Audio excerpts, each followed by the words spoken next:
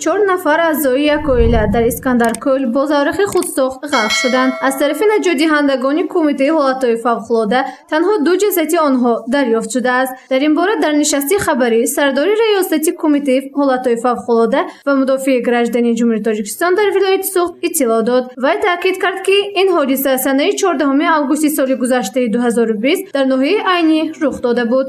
هنگامی گذشتن از یک طرف ساحل و طرف ساحل دیگری دریای اسکندر با واسطه خودساخت 4 نفر استقامت کنندگان ناحیه عینی عضو یک عائله و همون دریای اسکندر میافتند که در نتیجه هر 4شون به هلاکت میرسند. به اطلاع رئیس کمیته حالتهای فوق‌العاده و مدافع گراجدانی جمهوری تاجیکستان در ولایت سوخت بهرام دانیان در سال 2020 در حدود ولایت 659 حادثه های فوق‌العاده خصوصیت گوناگون داشته به قید گرفته شده است که بر اثر آنها 160 نفر شهروند به هلاکت رسیدند. در سال 2020 هنگام آببازی در ولایت 22 نفر غرق گردیده جان خود را از دست دادند. از این شماره 11 نفر مرد، 8 نفر زن و 4 نوزاد به قید گرفته شده است.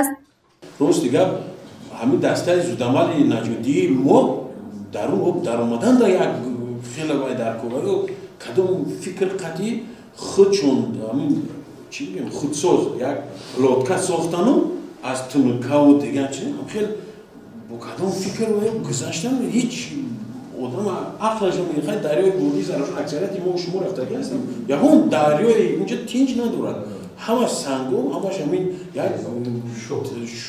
است که از سنگ به سنگ زدن همین نجودیندوی ما وقتی نجود دادن یا که کفتکوی جسدو برای مشکلات دیچار میشوند که حیران میمونید. در نشست مطبوعاتی برد و باخت ریاستی کمیته حالتهای فوق‌العاده جمهوری تاجیکستان در ولایت سوخت مورد بررسی قرار گرفت. سیل‌فرایی در ناحیه‌های کوهی، غرقشوی آدمان در آبانبار و دریاها، ترمه‌فرایی، آفت‌های طبیعی به مانند رعد و برق، آبخیزی از موضوعهای مهم نشست خبری بود که در نشرهای من بعد پیگیری خواهیم کرد. گزارش مهرانگیز عبدالاحد و نسیم رحیموف برای برنامه اطلاعاتی خبر.